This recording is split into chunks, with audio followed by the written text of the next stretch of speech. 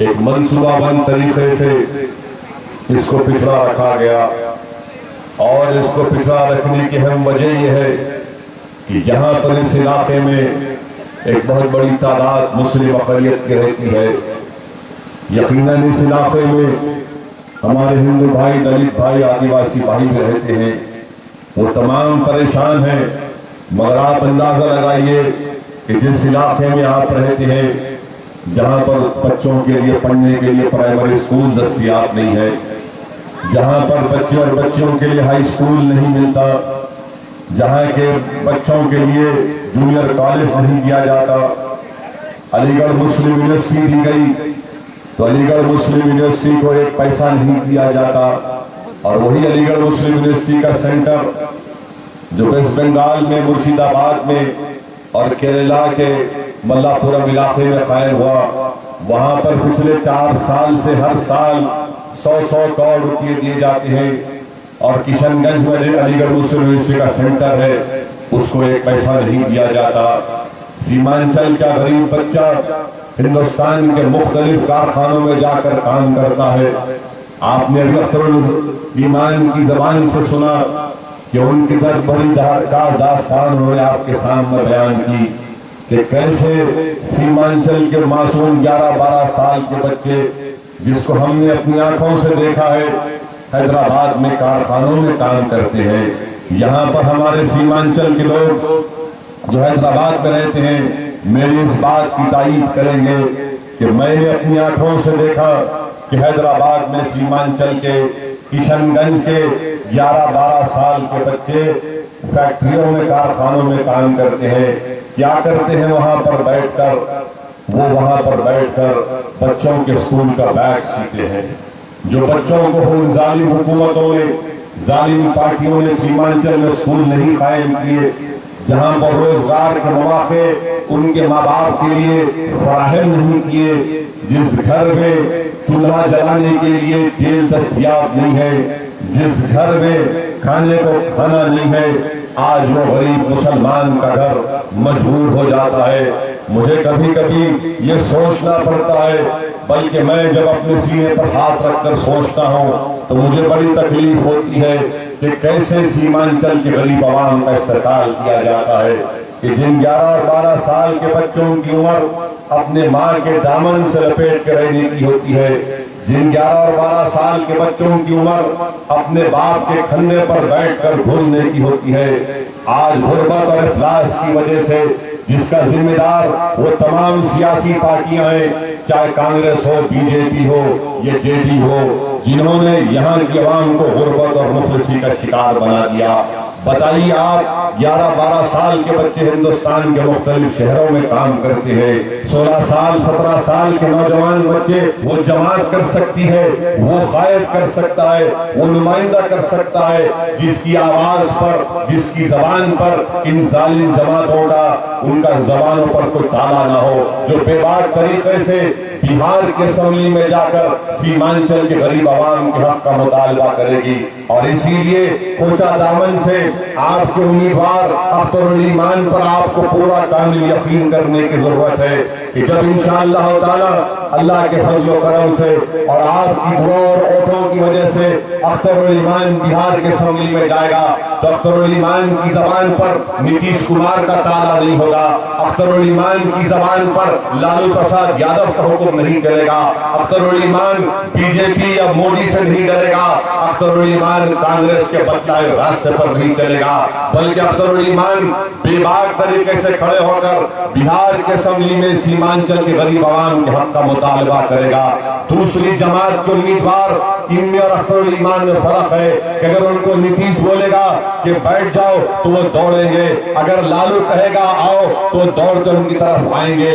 आज हम इस मौके पे हैं कि ना हम नीतीश को सुनेंगे, ना हम लालू को सुनेंगे, ना हम बीजेपी से डरने वाले हैं, ना आरएसएस से डरने वाले हैं। हमारा एक ही मुतालबा है कि सीमांचल से इंसाफ हो, सीमांचल के गरीब आवाम से इंसाफ हो। वो दिन चले गए मेरे अजीज दोस्तों, मेरे बुजुर्गों, वो दिन खत्म हो गए कि जब हम इन जेडीयू के लोगों से डरते थे, जब हम आरएसएस से डरते थे, और वो दिन चले गए कि हम इनकी गुलामी करते थे।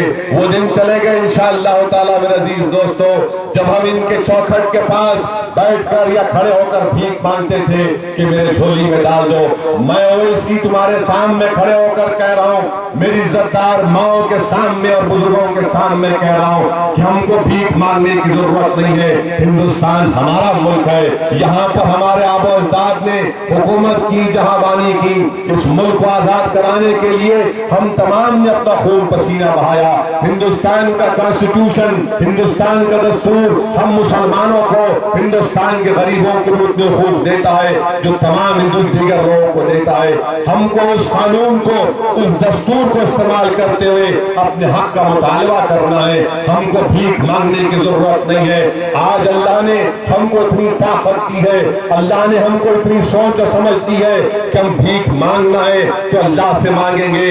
जब हक की बात आएगी तो अगर आप अख्तरुल ईमान को इंशाअल्लाह कामयाब करेंगे, मजलिस को उम्मीदवार सीमांचल से कामयाब होंगे, तो वो भीख नहीं मांगेंगे जाकर बिहार के असेंबली में, वो अपना हक मांगेंगे। और हक नहीं दिया जाएगा तो छीन कर लाकर गरीबों को देंगे।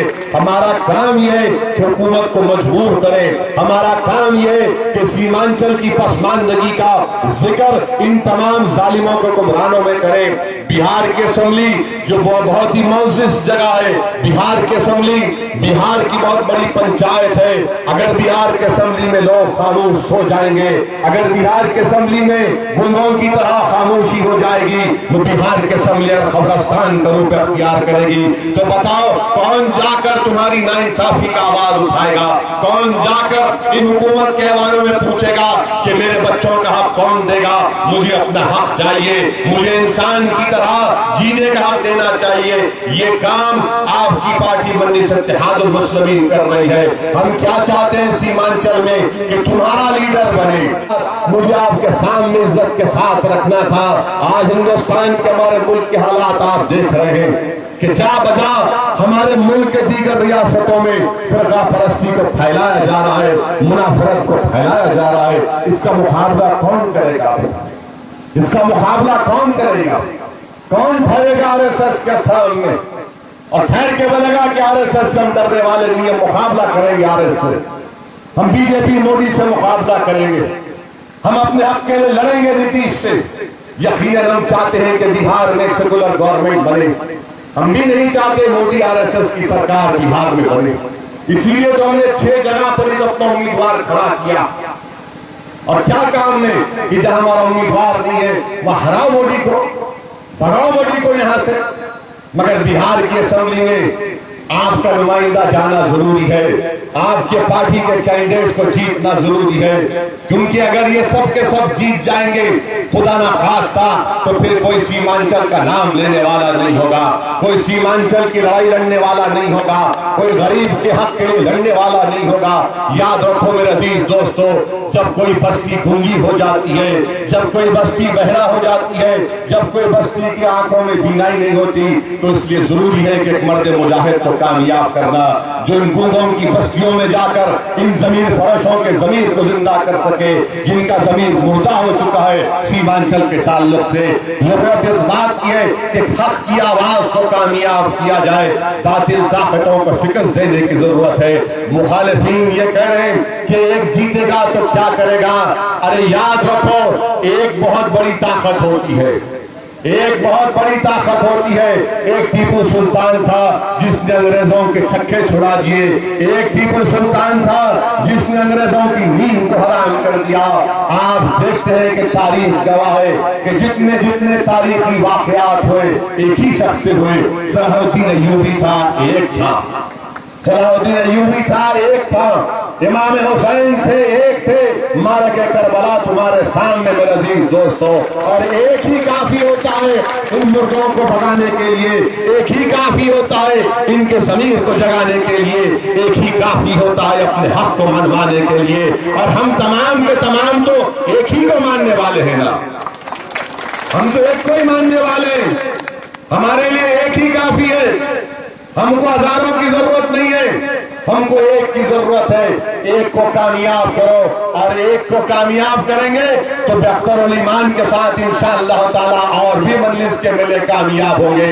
और जाकर बिहार की विधानसभा में आईना दिखाएंगे इनको कि देखो ये आईना है सीमांचल का, जिसको तुमने तबाह बर्बाद करके रख दिया, जहाँ का बच्चा भूखा है, जहाँ की माए अपने बच्चों को अपने दामन से छुड़ाकर मजबूरी की हालत में हिंदुस्तान के दीगर इलाकों में भी जाती है। देखो इस आईने में, देखो हमारे गरीबों के बहते आंसू को, देखो ये आईना तुम्हारे सामने कि यहाँ का किसान परेशान है, उसको अपनी कीमत नहीं मिलती धान के ऊपर। ये सब बातें जिसको लड़ने वाले की जरूरत है। याद रखो, अब तक आपने गुलामों को वोट दिया, आज अपने आप को वोट दो, तोड़ दो हमेशा के लिए गुलामी के जंजीरों को। और आप गईयों कौम हो, हम किसी की गुलामी नहीं कर सकते, हम सिर्फ अल्लाह के गुलाम हैं, हम किसी और सियासी पार्टियों का साथ नहीं दे सकते। आपकी पार्टी आपके सामने है, जिसका रिकॉर्ड है खिदमत का, आप उस पार्टी को कामयाब करिए। मोदी जी बोल रहे हैं, अभी मुझे किसी ने फोन करके बताया कि मोदी जी छपरा में जलसा में बोले कि इस बार बीजेपी 2 दिवाली मनाएगी। मोदी जी बोले कि इस बार बिहार में हम 2 दिवाली मनाएंगे, एक तो 8 तारीख का रिजल्ट और उसके बाद जो दिवाली का त्योहार आता है। मोदी जी आप जरूर मनाइए, हम आप दिवाली मनाइए, पटाखे हम फोड़ेंगे इंशाअल्लाह, पटाखा हम फोड़ेंगे और सीमांचल की सरजमीन से हम पटाखा फोड़ेंगे। अख्तर ईमान की कामयाबी पूरे सीमांचल से एक ऐसा धमाका होगा जो बिहार में सारे हिंदुस्तान में उसकी गूंज जाएगी इंशाअल्लाह। हमारा किशनगंज से हमारा उम्मीदवार इंशाअल्लाह ताला तहसील कामयाब होगा तो उसकी कामयाबी की गूंज पूरे हिंदुस्तान और बिहार में गूंजेगी इंशाअल्लाह ताला। वैसी से गुलाम सरवर की कामयाबी बड़ा धमाका होगा।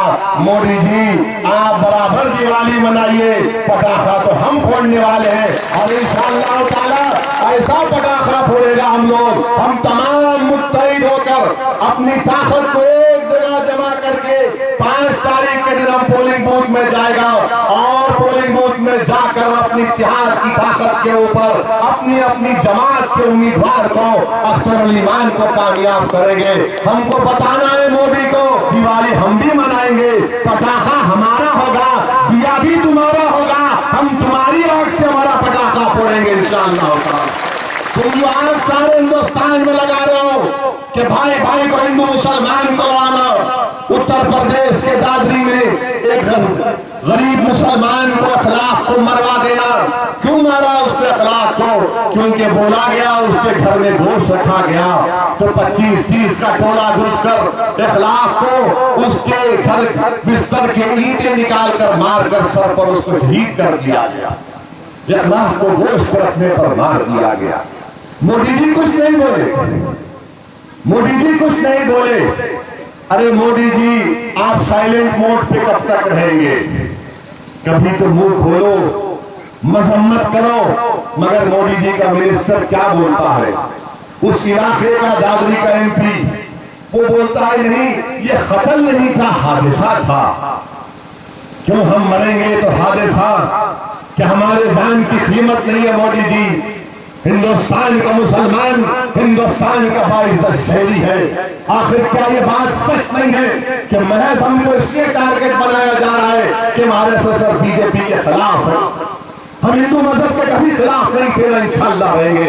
हमको फख्र है इस बात का कि हमारे सस के खिलाफ थे। हम जब तक जिंदा रहेंगे मोदी तेरा मुकाबला करता रहेंगे और तेरा पीछा करते रहेंगे, हम तुमसे ताखुद करते रहेंगे। इसीलिए हमको निशाना बनाया जा रहा है। अब जब हम अखलाक के घर को गए, अखलाक के घर को गए तो अखलाक की 70 साल माँ से हमारी मुलाकात हुई और 70 साल माँ ने हमसे कहा, जब मैं 70 साल माँ के चेहरे को देखा तो उसकी माँ को भी मारा गया था। कौन पकड़ा गया? पुलिस ने किसको पकड़ा? पुलिस ने 10-12 लोगों को पकड़ा, उसमें 8-9 बीजेपी के मेंबर थे, बीजेपी पार्टी से उनका ताल्लुक। आप बताइए क्या कोई 70 साल औरत को कोई मारता? 70 साल की औरत को मारा गया, पूरा चेहरा सूजा हुआ था उसका। हम देखकर बोले क्या है ये इंसानियत है या हैवानियत है? इंसानियत है या हैवानियत है कि एक बूढ़ी औरत को मारना?